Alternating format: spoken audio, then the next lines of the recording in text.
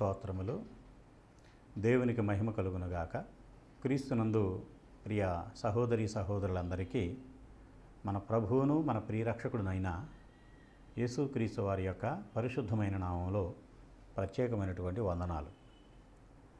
మరి ముఖ్యంగా సర్వసత్యం అనేటటువంటి ఈ టీవీ సువార్త కార్యక్రమానికి ఎంతో ప్రేమతో సహాయం చేస్తున్నటువంటి పరిశుద్ధులందరికీ ప్రభువు పేరట శుభములు, వందనాలు తెలియజేస్తున్నాం. ప్రభువునందు ప్రియ సహోదరి సహోదరులారా, పరిశుద్ధ గ్రంథంలో నుండి గత కొద్ది వారాలుగా అనేకమైనటువంటి విశేషమైనటువంటి ఆత్మీయమైనటువంటి సంగతులను గురించి ప్రభు పాదాల దగ్గర మనం ఎంతో శ్రద్ధగా నేర్చుకుంటూ ఉన్నాము. అదేవిధంగా నేడు ఈరోజు కూడా పవిత్రమైనటువంటి ఈ గ్రంథంలో నుండి మరికొన్ని ఆత్మీయమైనటువంటి విషయాలను నేర్చుకొని తద్వారా మనము మన కుటుంబాలు దేవుని యొక్క దీవెనలు పొందాలని ప్రభువు పేరట మీకు అందరికీ మనవి చేస్తూ ఉన్నాను. ప్రభువునందు ప్రియ దేవుని బిడలారా, పరిశుద్ధ గ్రంథంలో మన ప్రభు అయినటువంటి యేసుక్రీస్తు వారు ఈ భూమి మీద శరీరధారిగా 3.5 సంవత్సరాలు సేవా పరిచర్యను జరిగించినప్పుడు ఒకానొక దినాన ఒక విచిత్రమైనటువంటి, ఒక ఆశ్చర్యకరమైనటువంటి, మనము అనేకమైనటువంటి విషయాలను నేర్చుకోవడానికి ఉపయోగపడేటటువంటి ఒక సంఘటన జరిగింది. ఆ సంఘటనను గ్రంథకర్త అయినటువంటి లూకా గారు ఎంతో స్పష్టంగా ఈ పరిశుద్ధ గ్రంథంలో అనగా క్రొత్త నిబంధనలో మనకి పరిశుద్ధాత్మ చేత నింపబడి చాలా తేటగా దానిని బోధించడం జరిగింది. అది లూకా సువార్త 18వ అధ్యాయము 22వ వచనం నుండి మనం చదువుకున్నట్లయితే ఇక్కడ చాలా తేటగా వ్రాయబడింది. యేసు విని, నీకింకా ఒకటి కొదువుగానున్నది, నీకు కలిగినవన్నీ అమ్మి బీదలకిమ్ము, అప్పుడు పరలోకమందు నీకు ధనము కలుగును, నీవు వచ్చి నన్ను వెంబడింపుమని అతనితో చెప్పెను. మన ప్రభు అయినటువంటి యేసుక్రీస్తు వారు ఒక ధనవంతుడైనటువంటి, ఒక అధికారి అయినటువంటి ఒక యవనస్తునికి యేసు ప్రభు వారు చెప్పినటువంటి మాట ఏమిటంటే, నీవు వచ్చి నన్ను వెంబడించు అని యేసు ప్రభు వారు తనకి ఆజ్ఞాపించడం జరిగింది. దీనికి ముందు జరిగినటువంటి సంఘటనను కూడా ఒకసారి మనం జ్ఞాపకం చేసుకుందాం. ఈ ధనవంతుడైనటువంటి, ఈ అధికారి అయినటువంటి ఈ యవనస్తుడు యేసుక్రీస్తు వారి యొద్దకు వచ్చి, సద్బోధకుడా, నిత్య జీవమునకు నేను వారసుడని అవ్వాలంటే నేనేం చెయ్యాలి అని ప్రభువుని అడగటం జరిగింది. ఇతను ఇంత చక్కగా, చాలా క్లియర్గా యేసు ప్రభు వారిని ఈ విషయం అడగటం మనకందరికీ ఎంతో ఉపయోగకరమైనటువంటి విషయం. సూటిగా అతను నిత్య జీవానికి వారసుడని అవ్వాలంటే, పరలోకం వెళ్ళాలంటే నేనేం చెయ్యాలి అనేటటువంటిది చాలా క్లుప్తంగా, చాలా కుదించి, చాలా చిన్న ప్రశ్నను, చాలా పెద్ద విషయాన్ని అందులో కుదించి అడగటం జరిగింది. యేసుక్రీస్తు వారు తనకు చెప్పినటువంటి సమాధానం ఏమిటంటే, దేవుడు ప్రవక్తల ద్వారా మీకు అనుగ్రహించినటువంటి ధర్మశాస్త్రాన్ని మీరు అనుసరించినట్లయితే నీవు కోరినట్లుగా నీకు దొరుకుతుంది అని యేసుప్రభు వారు చెప్పడం జరిగింది. అందుకు అతను చెప్పినటువంటి సమాధానం, నేను బాల్యము నుండి ధర్మశాస్త్రాన్ని అనుసరిస్తున్నాను, దాని ప్రకారంగా నేను జీవిస్తున్నానని యేసు ప్రభు వారికి బదులివ్వటం జరిగింది. యేసు ప్రభు వారు అందుకు ఆశ్చర్యపడి సంతోషించి, నీకు ఒకటి కొదువుగా ఉన్నది కనుక నీవు వచ్చి నన్ను వెంబడించు అని చెప్పడం జరిగింది. ప్రభువునందు ప్రియ సహోదరి సహోదరులారా, ఈ గ్రంథంలో అతను అడిగిన ప్రశ్న ఒకటే, కొదువుగా ఉన్నది ఒకటి అని చెప్పి యేసు ప్రభు వారు సమాధానం చెబుతూ, నీకున్నదంతా కూడా అమ్మివేసి అది పేదలకిచ్చేసి నీవు వచ్చి నన్ను వెంబడించమని ఆ ప్రశ్నను 2 భాగాలుగా విభజించి తనకి బోధించడం జరిగింది. అందుకు ఆ యవనస్తుడు ఎంతగానో వ్యసనపడి తనకున్నటువంటి ధనాపేక్షను తను జీవితమంతా కూడా కష్టపడి సమకూర్చుకున్నటువంటి, అతను సంపాదించినటువంటి తన ఆస్తిపాస్తులను, తన ఐశ్వర్యాన్ని వదిలిపెట్టలేక, దానిని విడిచిపెట్టలేక, ప్రభువుని వెంబడించలేక అతను చాలా దుఃఖముతో వ్యసనపడి అతనికి వెనకకు వెళ్ళిపోయినట్లుగా ఈ అధ్యాయంలో మనం చూస్తున్నాం. ప్రభువునందు ప్రియ సహోదరి సహోదరులారా, యేసుక్రీస్తు వారు తనను వెంబడించమని చెప్పినప్పుడు యేసుక్రీస్తు వారిని గనక వెంబడించినట్లయితే అతనుకున్నటువంటి సమస్తాన్ని కూడా విడిచిపెట్టి దానిని యేసు ప్రభువారు చెప్పినట్లుగా దాని కొరకు బాధపడుతున్నటువంటి సమాజంలో ఉన్నటువంటి వారికి దానిని ఇచ్చేసి అతను గనక తనకు తానుగా ప్రభువునకు లోబడినట్లయితే, తనకు తానుగా ఇష్టపడి ప్రభువును వెంబడించినట్లయితే అతను కోరుకున్న విధంగా నిత్య జీవాన్ని పొందేవాడు, పరలోకంలోనికి ప్రవేశించేవాడు. కానీ అతను ఆశించినట్లుగా నిత్య జీవానికి పరలోకానికి అతను వెళ్ళేటటువంటి పరిస్థితి లేకుండా అతనుకు తాను అనుకున్నటువంటి దానిని చేయలేక, ఆశించిన దానిని పొందలేక అతను వెనకకు మళ్ళినట్లుగా, అతను వెళ్ళిపోయినట్లుగా పవిత్రమైనటువంటి ఈ గ్రంథంలో రాయబడింది. ప్రభువునందు ప్రియమైనటువంటి సహోదరి సహోదరులారా, మనము నిత్య జీవానికి వారసులం అవ్వాలంటే, పరలోకం యొక్క పౌరసత్వపు హక్కు మనం సాధించాలంటే, పరలోకంలోనికి ప్రవేశించాలంటే దేవుడు పిలుస్తున్నటువంటి ఆయన పిలుపును అందుకొని ఆ పిలుపును ఆ ఏర్పాటును మరినిచేత చేసుకున్నటకు మనం జాగ్రత్త పడాలి. పిలుపు విషయంలో జాగ్రత్త పడాలి. మనము చేసుకున్నటువంటి నిర్ణయము, మనం తీసుకున్నటువంటి తీర్మానాన్ని చాలా జాగ్రత్తగా మనం పాటించేటటువంటి వారముగా, దానిని గౌరవించేటటువంటి వారముగా మనం ఉండాలి. ప్రభువునందు ప్రియమైనటువంటి వారలారా, దేవాది దేవుడు ఆది నుండి కూడా అందరినీ పిలుస్తూనే ఉన్నాడు. ఆయన పిలుపుని ఎవరైతే వింటున్నారో, ఎవరైతే గౌరవిస్తున్నారో, ఎవరైతే దానిని అందుకొని తమకు తాముగా దేవుని అధికారమునకు అప్పగించుకొని ఎవరైతే దాని ప్రకారంగా నడవగలుగుతున్నారో వారు పరిశుద్ధ గ్రంథంలో చాలా గొప్పగా దీవించబడినట్లు మనం చూస్తున్నాం. ప్రభువునందు ప్రియ దేవుని బిడ్డలారా, పాత నిబంధనలో దేవాది దేవుడు తన ప్రవక్తల ద్వారా దప్పిక కొనిన వారలారా నీళ్ల యొద్దకు రండని దేవుడు ప్రవక్తల ద్వారా పిలవటం జరిగింది. ఇక క్రొత్త నిబంధనలోనికి వచ్చినట్లయితే తండ్రి అయినటువంటి దేవుడు తన కుమారుడైనటువంటి యేసుక్రీస్తు ద్వారా సర్వలోకములోనిటువంటి ప్రజలందరినీ కూడా ప్రయాసపడి భారం మోసుకుని పోతున్నటువంటి సమస్త జనులారా మీరు నా యొద్దకు రండి అని పిలవటం జరిగింది. అక్కడేమో దప్పికను గురించి, నీళ్లను గురించి మాట్లాడటం జరిగింది ప్రవక్తల ద్వారా.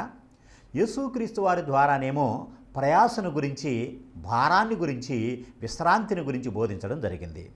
మనం ఎన్నో బాధలు పడుతున్నాం. మన పాప భారాన్ని మనమే మోసుకుంటూ దానిని కడుక్కోలేక, దానిని విడిచిపెట్టుకోలేక, దానిలోంచి బయటపడలేక, దాని విషయమై దేవుని యొద్దకు వచ్చి పశ్చాత్తాపడి మారుమనసు పొంది దేవునికి అప్పగించబడడానికి ఇష్టపడక మనం ఎంతో అనేకమైనటువంటి అగచాట్లు పడుతూ బాధలు పడుతూ ఉన్నాం.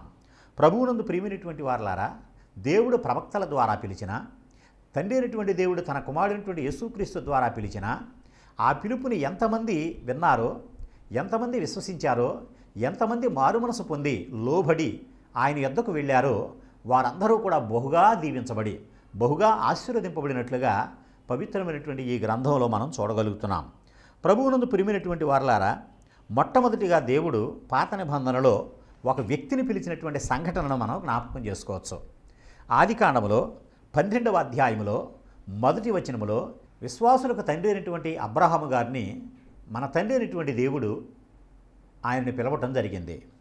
ఆయనను పిలిపించినప్పుడు అబ్రహాము ఎంత శ్రద్ధగా ఆలకించాడో, ఎంత శ్రద్ధగా ఆయన పిలుపునందుకొని అనేకమైనటువంటి కష్టాలను, నష్టాలను, బాధలను, అనేకమైనటువంటి శ్రమలను అనుభవిస్తూ దేవుని యొక్క పిలుపు మేరకు ఆయన ప్రయాణాన్ని ఎంత జాగ్రత్తగా కొనసాగించాడో ఆదికాండములో మనం చూడగలుగుతున్నాం. దేవాది దేవుడు పిలిచినప్పుడు తన ఊరు, తన దేశం, తన బంధువులు, తన ఇంటిని సమస్తాన్ని విడిచిపెట్టి తనకు తానుగా బయలుదేరి వెళ్ళిపోయినట్లుగా, దేవుని పిలుపుని ఎంతగానో గౌరవించినట్లుగా, దేవునికి భయపడి ఆయన యందు ఎంతగా భయభక్తులు కలిగి ఉన్నాడో, ఎంతగా నమ్మాడో మనం ఆదికాండములో అబ్రహాం గారిని గురించి మనము ఎంతో చక్కగా అనేక సంవత్సరాల నుండి అనేక కోణాల్లో నేర్చుకుంటున్నాం. ప్రభువునందు ప్రియ దేవుని బిడ్డలారా, ఆయన ఎప్పుడైతే ఆ విధంగా దేవుణ్ణి నమ్మాడో అది ఆయనకి నీతిగా ఎంచబడి భూలోకంలో ఉన్నటువంటి అనేకుల కంటే కూడా అత్యధికమైనటువంటి ధనవంతుడుగా, గొప్ప వ్యక్తిగా ఆయన దీవించబడ్డాడు. ఆయన చేతి పనిని దేవుడు దీవించాడు. ఆయన వంశాన్ని దీవించాడు. ఆయన సంతానాన్ని దీవించాడు. ఆయన సంతానము ద్వారా భూలోక వంశములన్నీ కూడా ఆశీర్వదింపబడేటట్లుగా గొప్ప వాగ్దానాన్ని కూడా దేవుడు తనకి చేసినట్లుగా ఆదికాండంలో మనం చూస్తున్నాం. ఇంత గొప్ప వాగ్దానాన్ని పొందడానికి కారణం ఏమిటంటే దేవుడు పిలిచినప్పుడు వెనువెంటనే త్వరగా ఆయన నమ్మి బయలుదేరినట్లుగా ఆదికాండం 12వ అధ్యాయంలో మనం చూడగలుగుతున్నాం.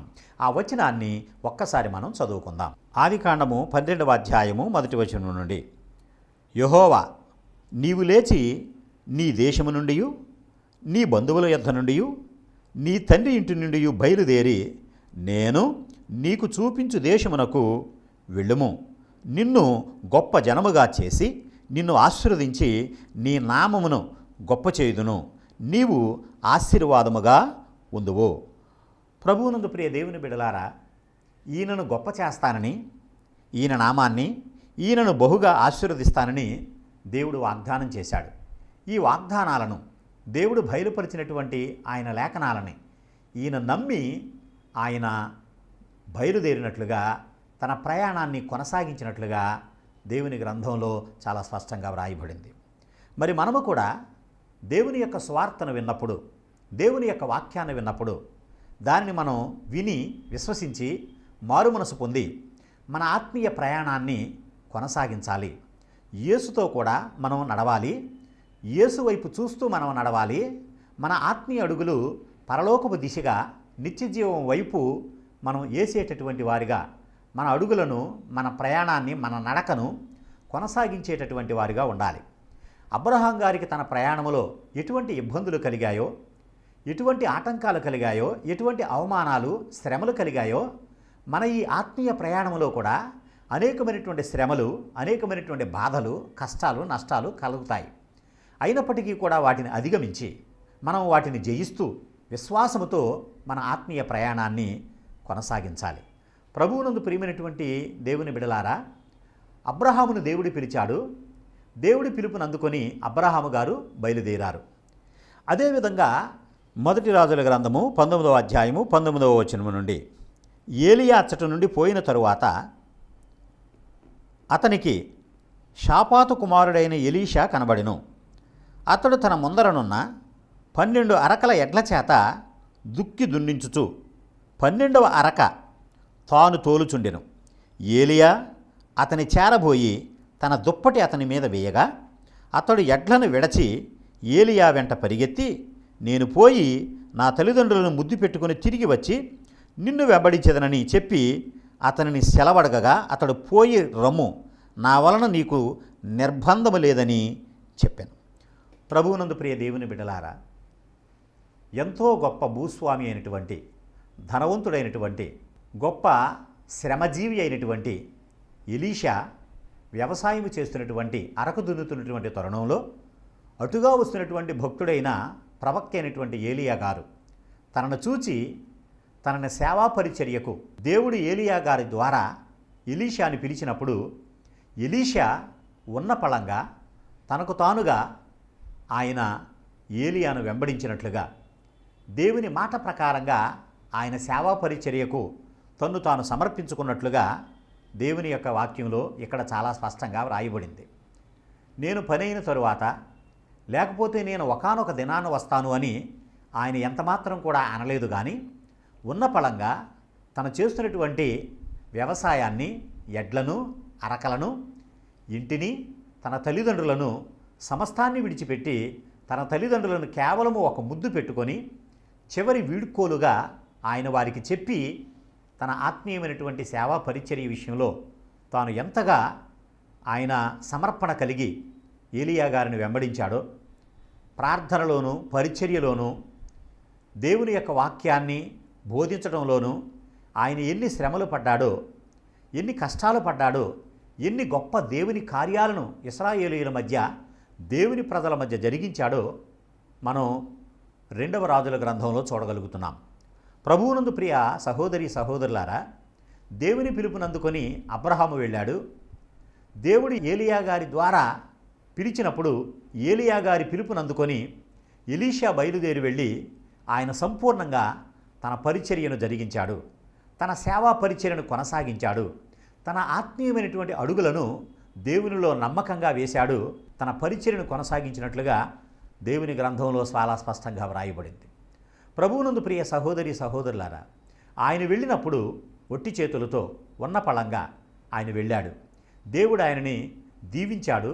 ఆయనకి ఏ తక్కువ కాకుండా దేవునికి ఏ విధంగా ఎటువంటి మర్యాద, ఎటువంటి ఆదరణ దేవుని బిడల ద్వారా దేవుని సేవకులకు కలుగుతుందో అవన్నీ కూడా ఎలీషా పొందుకున్నట్లుగా ఆయన దేవునికి ఎంతగానో మహిమకరమైనటువంటి పాత్రగా, గొప్ప పనిముట్టుగా, గొప్ప సాధనంగా ఆయన వాడబడినట్లు దేవుని గ్రంథంలో రాయబడింది.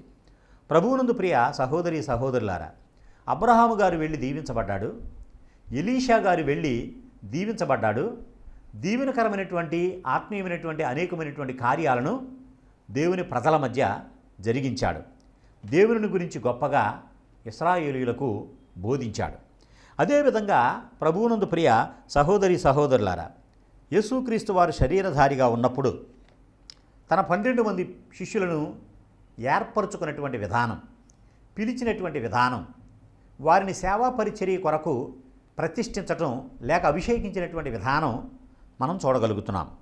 మత్తయి సువార్త అధ్యాయం 19వ వచనం, ఆయన నా వెంబడి రండి, నేను మిమ్మును మనుషులను పట్టు జాలరులుగా చేతునని వారితో చెప్పాను. వెంటనే వారు తమ వలలు విడిచిపెట్టి ఆయనను వెంబడించిరి. ప్రభువునందు ప్రియ దేవుని బిడ్డలారా, యేసుక్రీస్తు వారు అపోస్తలులను చూచి తన 12 మంది శిష్యులను కనుగొని వారిని పిలిచినటువంటి విధానం చాలా ఆశ్చర్యకరంగాను చాలా అద్భుతంగా ఉంటుంది. వాళ్ళు సముద్రములో తమ వలలు విసరి చేపలు వేటాడుతున్నటువంటి ఆ సందర్భంలో ఆ సముద్రము యొక్క అద్దరికి వెళ్ళి వారిని యేసుక్రీస్తు వారు పిలిచారు కదా, నా వెంబడి రండి, నేను మిమ్మలను మనుషులను పట్టేటటువంటి జాలరులుగా చేస్తాను అని ప్రభువు వారికి చెప్పడం జరిగింది. మీరెప్పటి వరకు ఈ మహాసముద్రంలో, ఈ భయంకరమైనటువంటి ప్రచండమైనటువంటి ఈ విశాలమైనటువంటి ఈ ప్రపంచంలో, ఈ సముద్రంలో మీరు చేపలను వేటాడారు. అయితే ఇక నుండి మీరు నన్ను వెంబడించినట్లయితే మిమ్మలను ఆత్మలను సంపాదించేటటువంటి వారిగా, మనుషులను పట్టుకునేటటువంటి వారిగా, మిమ్మలను గొప్ప ఆత్మీయమైనటువంటి జాలరులుగా చేస్తానని యేసుక్రీస్తు వారు వారికి చెప్పటం, వారు దానిని నమ్మటం, యేసుక్రీస్తు వారిని వారు గౌరవించి ఆయన మాటను మన్నించి ఆయన మాటలను నమ్మి వారు తమ్మును తాము దేవునికి అప్పగించుకొని పరిచర్య కొరకు యేసుక్రీస్తు వారితో కూడా వారు నడిచినట్లుగా దేవుని గ్రంథంలో మనం చూస్తున్నాం. అవును, ప్రభువునందు ప్రియమైనటువంటి వారలారా, అబ్రహామును గారిని పిలిచినటువంటి దేవుడు, ఎలీషాని ఏలియా గారి ద్వారా పిలిచినటువంటి దేవుడు, తన కుమారుడైనటువంటి యేసుక్రీస్తు ద్వారా అపోస్తలులను పిలిచినటువంటి దేవుడు నిన్ను నన్ను మనల్ని అందరినీ కూడా పిలిచాడు. ప్రయాసపడి భారం మోసుకుంటున్నటువంటి సమస్త జనులారా, మీరు నా యొద్దకు రండి, నేను మీకు విశ్రాంతిని కలగజేస్తానని యేసుక్రీస్తు వారు సర్వలోకంలో ఉన్నటువంటి మనలను కూడా అందరినీ కూడా పిలుస్తున్నాడు. అపోస్తలులను పిలిచినటువంటి ప్రభువు అపోస్తలుల ద్వారా ఆదిమ సంఘాన్ని పిలిచాడు.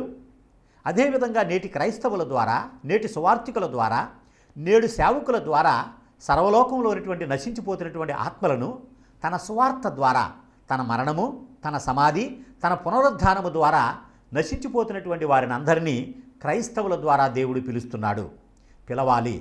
ఇది వాక్యము ద్వారా జరగవలసినటువంటి గొప్ప బృహత్తర మహత్తరమైనటువంటి కార్యక్రమం.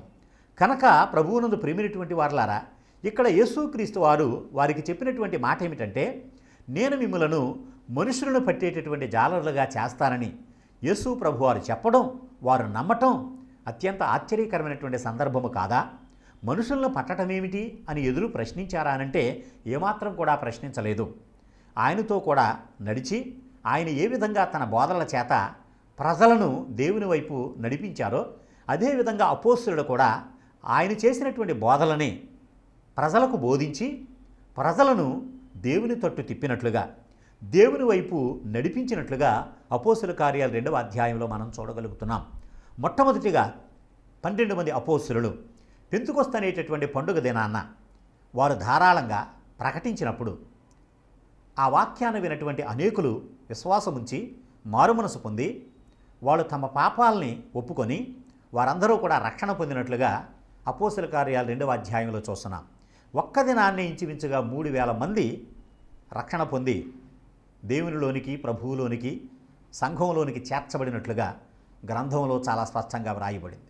ప్రభువునందు ప్రియ సహోదరి సహోదరులు కూడా, సహోదరులారా, మనము కూడా దేవుని యొక్క వాక్యాన్ని నమ్మి మనమందరం కూడా ఆయన వైపు నడుస్తూ మనం అనేకులను దేవుని తట్టు నడిపించేటటువంటి వారముగా మనం పని చేయాలి. మన ద్వారా తండ్రి అయినటువంటి దేవుడు, మన ప్రభు అయినటువంటి యేసుక్రీస్తు, మనలో ఉన్నటువంటి పరిశుద్ధాత్ముడు ప్రజలను స్వార్థ ద్వారా పిలవాలి. ఆ స్వార్థే దేవుని యొక్క శక్తి. ఆ స్వార్థే నశించిపోతున్నటువంటి వారిని రక్షించేటటువంటి దేవుని యొక్క వాక్యము. ఈ వాక్యము ద్వారా మనము అనేకులను దేవుని దగ్గరకు పిలవాలనేటటువంటిది దేవుడు ఏర్పాటు చేసినటువంటి గొప్ప నియమము. ప్రభువునందు ప్రియ సహోదరి సహోదరులారా, అపోస్తలుడైనటువంటి పౌలు గారు యేసుక్రీస్తు వారు ఎప్పుడైతే పిలిచారో ఆ పిలుపునందుకొని తను తాను దేవునికి అప్పగించుకొని ఏ విధంగా సేవా పరిచర్యను జరిగించాడో, ఆయన పిలుపును గురించి, ఆయన ఏర్పాటును గురించి ఎంత గొప్పగా తన యొక్క పత్రికలలో బోధించాడో మనం చూడవచ్చు. కనుక ప్రభువునందు ప్రియ సహోదరి సహోదరులారా, దేవాది దేవుడు తన యొక్క వాక్యంలో గమనించినట్లయితే ప్రతి ఒక్కరిని, అందరినీ కూడా ఏ భేదము లేదు, అందరినీ పిలుస్తున్నాడు. మార్కు సువార్తలో తన యొక్క శిష్యులను యేసు ప్రభువారు పంపిస్తూ, మీరు సర్వలోకమునకు వెళ్ళండి, సర్వ సృష్టికి సువార్తను ప్రకటించండి అనని వారికి ఈ వాక్యమును గురించినటువంటి పనిని వారికి అప్పగించడం జరిగింది. అదేవిధంగా ఈ గ్రంథము ద్వారా, ఈ గ్రంథకర్తలు రాసినటువంటి ఈ లేఖన భాగాల ద్వారా మన మీద కూడా ఈ పనిని, ఈ భారాన్ని దేవుడు పెట్టాడు, దేవుడు మనకు అప్పగించాడు. కనుక మనము కూడా మనం వెళ్ళగలిగిన ప్రతి ప్రదేశానికి, ప్రతి ప్రాంతానికి, ప్రతి ప్రజల దగ్గరకు వెళ్ళి ప్రభువు యొక్క సువార్తను, క్రీస్తు ప్రభువు యొక్క మరణాన్ని, ఆయన సమాధిని, పునరుద్ధానాన్ని బోధించి అనేకులను దేవుని వైపు నడిపించాలని, ఆయన వైపు ఆకర్షించేటటువంటి వారిగా మనం ఉండాలని దేవుని యొక్క వాక్యం చెప్తుంది. కనుక ప్రభువునందు ప్రియమైనటువంటి వారలారా, దేవుని పిలుపంటే స్వార్థే. దేవుని పిలుపంటే దేవుని యొక్క వాక్యమే ప్రజలతో మాట్లాడటం. కనుక ఈ వాక్యము ద్వారా, ఈ స్వార్థ ద్వారా మనం పిలువబడ్డాం, మనము దేవుని వైపు ఆకర్షించబడ్డాం, మనం రక్షణ పొందాం. ఇప్పుడు మనము ఇతరులకు ప్రభువుని ఈ వాక్యము ద్వారా, ఈ స్వార్థ ద్వారా ప్రకటించి అనేకులను మనం దేవుని వైపు నడిపించాలని, దేవుని వైపు ఆకర్షించాలని దేవుని యొక్క వాక్యం ఖచ్చితంగా తెలియజేస్తుంది. అవును ప్రభువునందు ప్రియమైనటువంటి వారలారా, నతానీయులు కూడా అదేవిధంగా పిలువబడ్డాడు ఆంద్రేయ ద్వారా. అదేవిధంగా పిలువబడి ప్రభువు దగ్గరకు వెళ్ళి ప్రభువుని గురించి తెలుసుకున్నాడు. ప్రభువులో ఉన్నటువంటి గొప్ప అనుభవాన్ని, అనుభూతిని పొందగలిగాడు. మనం కూడా ఆత్మీయమైనటువంటి దీవెనలు పొందటం కొరకు, ఆత్మీయమైనటువంటి ఆశీర్వాదాలు పొందటం కొరకు ఈ పిలుపును మనం కాపాడుకుంటూ, మన నిశ్చయితని మనం కాపాడుకుంటూ ఇంకనేకులకు ఈ పిలుపు మనం అందించాలి. ఈ పిలుపును అనేకులకు తెలియచేయాలి. ఈ పరలోకాన్ని గురించినటువంటి, నిత్య జీవాన్ని గురించినటువంటి సంగతులను మనం అనేకులకు చెప్పాలి. అనేకులకు చెప్పినా అందరూ నమ్మకపోవచ్చును, కానీ నమ్మినటువంటి వారి ద్వారా దేవుని కార్యాలు జరుగుతాయి. అనేక మంది దీవించబడతారు, వారు కూడా బహుగా దీవించబడతారు. వారిని పిలిచినటువంటి మనము కూడా దానికి తగినటువంటి ప్రతిఫలాన్ని దేవుని దగ్గర మనం పొందుకుంటామని ప్రభువునందు ప్రియ సహోదరి సహోదరులారా, మీ అందరికీ మరొకసారి జ్ఞాపకం చేస్తున్నాను. అపోస్తలుడైనటువంటి పౌలు గారు అంటున్నారు కదా, అయ్యో సువార్త ప్రకటించకపోయిన ఎడల నాకు శ్రమ అని ఆయన మాట్లాడాడు. ఆయనకే కాదు కానీ ఈ పిలుపును గనక మనం ప్రజలకు అందించకపోతే, ఈ పిలుపును మనం అనేకులకు తెలియచేయకపోతే మనకు కూడా భౌతికంగానే కాదు కానీ ఆత్మీయంగా కూడా అనేకమైనటువంటి శ్రమలను మనం పొందుతాము. శారీరకంగా, భౌతికంగా అనేకమైనటువంటి శ్రమలను మనం పొందుతూనే ఉన్నాం, అనేకమైనటువంటి శ్రమలను అనుభవిస్తూనే ఉన్నాం. అయితే ఇప్పుడు మనం గమనించాల్సినటువంటిది ఏమిటంటే, వీటన్నిటిలో నుండి అద్భుతంగా నిన్ను, నీ కుటుంబాన్ని, నీ బిడ్డలను, మనమున్నటువంటి ప్రాంతాన్ని, మన ఆత్మీయులందరినీ దేవుడు బహుగా కాపాడుతున్నాడు. అదేవిధంగా ఆత్మీయంగా కూడా కాపాడబడాలంటే అనేకులను మనం, అనేక ఆత్మలను సంపాదించేటటువంటి వారముగా, అనేక మందిని మనం దేవుని వైపు నడిపించేటటువంటి విధంగా ఈ పిలుపుని మనం తెలియచేయాలి. ప్రభువునందు ప్రియమైనటువంటి వారలారా, మరొకసారి నేను జ్ఞాపకం చేస్తున్నాను. దేవుడు అబ్రహాముని పిలిచాడు. దేవాది దేవుడు ఏలియా గారి ద్వారా ఎలీషాని పిలిచాడు. దేవాది దేవుడు మన తండ్రి అయినటువంటి దేవుడు తన కుమారుడైనటువంటి యేసుక్రీస్తు ద్వారా అపోస్తులను పిలిచాడు. అదేవిధంగా ఇప్పుడు మనలను వాక్యము ద్వారా స్వార్థ ద్వారా అందరినీ దేవుడు పిలిచాడు. నీ ద్వారా అనేకులు పిలువబడాలని నువ్వు ఒక బోరగా, దేవుని చేతిలో ఒక పనిముట్టుగా, ఒక గొప్ప సాధనంగా నీవు, నేను, నీ కుటుంబము, నా కుటుంబము, మన కుటుంబాలు బహుగా వాడబడాలని, దీవించబడాలని దేవుడు కోరుకుంటున్నాడు. ప్రభువునందు ప్రియ సహోదరి సహోదరులారా, దేవాది దేవుడు ఈ పవిత్రమైనటువంటి వాక్య భాగాన్ని మనందరి హృదయాలలోనూ నూరంతులుగా ఫలింపచేయునుగాక. ఆమేన్. అందరికీ వందనాలండి. ప్రార్థన చేసుకుందాం. మహాపరిశుద్ధుడవును మహోన్నతుడవైన మమ్మలను మిక్కిలిగా ప్రేమించిన పరలోకమందున్న మా ప్రియ తండ్రి, నీ పవిత్రమైన పాదములకు మా హృదయపూర్వక కృతజ్ఞతలు, వందనాలు చెల్లిస్తున్నాము తండ్రి. ఇప్పటి వరకు ప్రభువా, సర్వసత్యం అనేటటువంటి ఈ టీవీ కార్యక్రమము ద్వారా అనేకులతో నీ వాక్యాన్ని పంచుకునే భాగ్యం నీ పాదదాసులమైనటువంటి మాకు అనుగ్రహించినందుకు వందనాలు తండ్రి. ఎంతమంది ప్రభువా ఈ సర్వసత్యం అనేటటువంటి టీవీ కార్యక్రమము ద్వారా తండ్రి నీ మాటలు వింటున్నారు, నీ వాక్యాన్ని ఆలకిస్తున్నారు, వారిని, వారి కుటుంబాలను, శ్రోతలందరినీ కూడా పేరు పేరున దీవించమని ప్రార్థన చేస్తున్నాం. వినేటటువంటి వారిలో ఎంతమంది బలహీనులు ఉన్నారో, అస్వస్థతగా ఉన్నారో, అనారోగ్యంగా ఉన్నారో, అనేకమైనటువంటి ఆపదల్లో ఉన్నారో వారందరినీ కూడా కనికరించి, కరుణించి, ఆదరించి వారిని స్వస్థపరచుమని, శీఘ్రంగా వారందరికీ సహాయం చేయమని ప్రార్థన చేస్తున్నాము తండ్రి. నీకు స్తోత్రాలు. మరి ముఖ్యంగా తండ్రి, ఈ యొక్క సువార్త కార్యక్రమానికి ఎంతమంది నీ ఆత్మచేత ప్రేరేపించబడి ప్రేమతో ప్రార్థనాపూర్వకంగా సహాయం చేస్తున్నారో, మమ్మలను ప్రోత్సహిస్తున్నారో, సహకరిస్తున్నారో వారిని, వారి కుటుంబాలని బహుగా దీవించి వారికి కావలసినటువంటి సమస్త ఈవులను సమృద్ధిగా అనుగ్రహించమని ప్రార్థన చేస్తున్నాం ప్రభువా. నీకు వందనాలు. మరి ముఖ్యంగా సర్వలోకంలో ఉన్నటువంటి భయంకరమైనటువంటి నాయన తెగులు కొరకై ప్రార్థన చేస్తున్నాం. ఆ తెగులను నా ప్రభువా నీ చిత్తానుసారముగా తీసివేసిన ఆ తండ్రి, సర్వలోకంలో కూడా నెమ్మదిని, శాంతిని, సమాధానాన్ని దయచేయండి. నీ దాసులమైనటువంటి మేము అనేకుల తండ్రి నాయన, నా ప్రభువ ఎంతో నా తండ్రి నాయన విస్తారముగా నీ వాక్యాన్ని ప్రకటించడానికి, నా ప్రభువ స్వేచ్ఛగా ప్రార్థన చేయటానికి, నాయన వాక్యాన్ని ప్రకటించడానికి మా పరిస్థితులను అనుకూలపరచమని ప్రార్థన చేస్తున్నాం. మరి ముఖ్యంగా తండ్రి నాయన పనులు చేసుకునే వారికి, సమస్తమైనటువంటి ప్రజలకు కూడా నా ప్రభువ మీరే సహాయం చేసి పరిస్థితులను అనుకూలపరచమని మరొకసారి మీ సన్నిధిలో ప్రార్థన చేస్తున్నాం. దేవా నీకు వందనాలు. మమ్మల్ని అందరినీ కూడా ఆశీర్వదించి నీ కుమారుడిటువంటి క్రీస్తు ప్రభు రాకడ కొరకు మమ్మల్ని సిద్ధపరిచి నీ రాజ్య వ్యాప్తి కొరకై వాడుకొనుమని, మేము పనిచేస్తున్నటువంటి మీరు మాకు అప్పగించినటువంటి పరిచర్యను, స్థానిక సంఘాలను, బిడ్డలందరినీ కూడా పేరు పేరున దీవించి ఆశీర్వదించి మీ కృపలో వర్ధిల్ల చేయమని యేసు క్రీస్తు పరిశుద్ధ నామమున ఈ దీవెనలు అడిగి వేడుకుంటున్నాము తండ్రి. ఆమేన్. ఆమేన్. అందరికీ వందనాలండి.